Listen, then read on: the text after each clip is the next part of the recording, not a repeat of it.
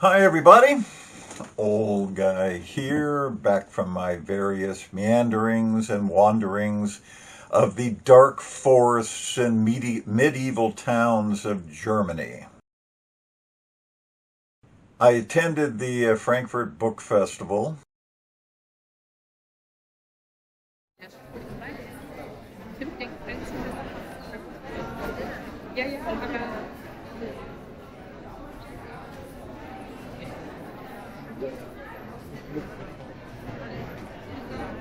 And if you are interested, I have a blog post up at the top. Yes, I have a blog. It's actually somewhat decent, if I might say so. And then after that, I went to see the family in southern Germany. Since we are one day away from Halloween, though, I thought it would be better to spend our time discussing a good Halloween book, which you still have enough time to grab and read before. And it is this one, James Blish's The Devil's Day. And I think it's a good idea to don your crucifix and fling holy water about before you begin this. Because holy Hannah, this is some demonic activity that you probably don't want following you home. I don't think it's a good idea to read this aloud either because, well, things may appear. This is actually two Blish novellas. Let's get this straightened out. Okay. The two novellas are Black Easter and The Day After Judgment, which are so related that they do form a single novel. You can read either separately, but you won't get any resolution from Black Easter if you do so, and you'll have no idea what's going on in the day. Well, maybe that's not completely true. Blish makes enough references to the first novella and the second that you can get the gist, but your reading will be poorer. So what's this about? Well, black and white magic exist as aspects of the Catholic Church. And Theron Ware is the foremost practitioner of the black, while Father Domenico is best at the white. Well, maybe not the best, but he has certain aspects which are a check enough on Ware that he gets the job. Excuse me a moment.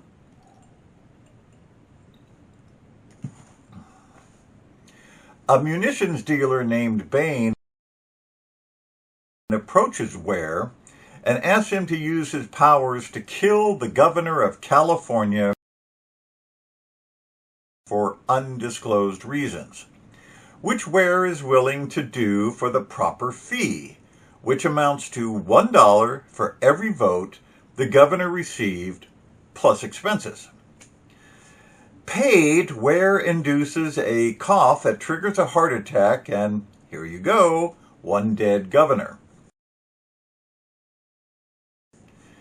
Bane then asks that a scientist on the verge of a discovery that will ruin Bane's business be similarly treated, and Ware sends a demon that convinces the scientist that everything is futile, and he kills himself.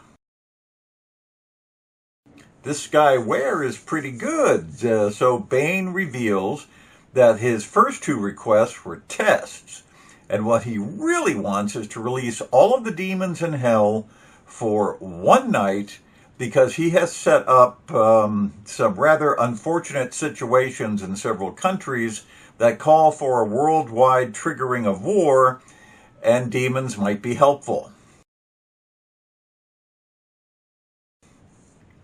Ware, always up for a challenge, agrees, but there are codicils, conditions, amendments, etc., such as Ware can only release the 48 demons with whom he has a pact, and that rituals must be strictly adhered to.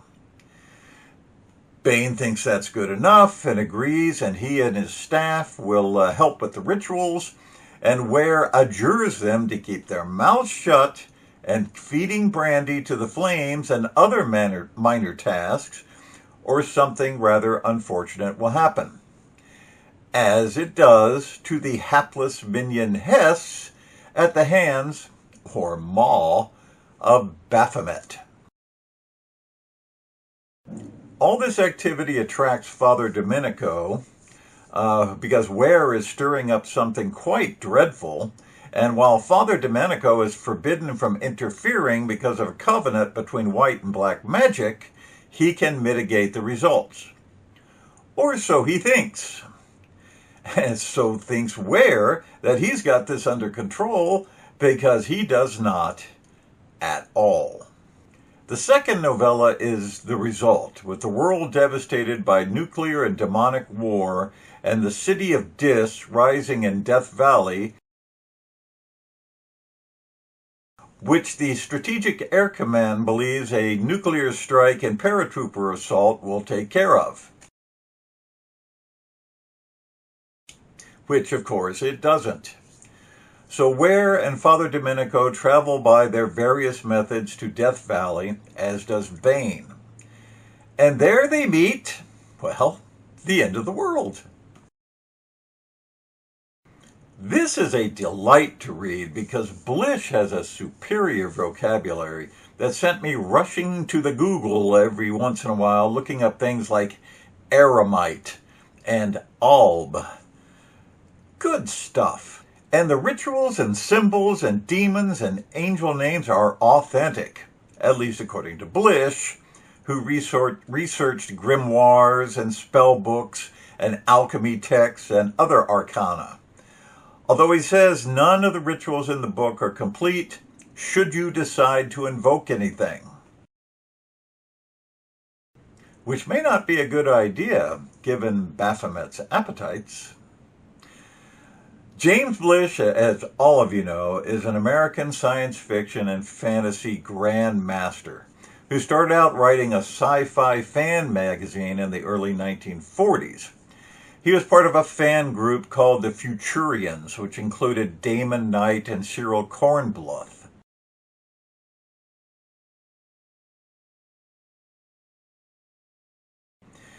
He is best known for his Cities in Flight novels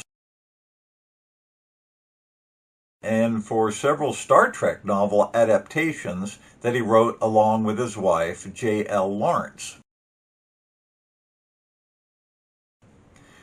Blish was kicked out of the Army during World War II for refusing to clean a grease trap, and really, can you blame him? He wrote literary criticism under the name William Atheling, and pretty much forced professionalism on the science fiction genre. He moved to England to work for the Tobacco Institute and died of lung cancer there in 1975. No irony here. Well, if you have some time before your Halloween, I would recommend that you pick this up and scare yourself silly. Old guy here. See you later.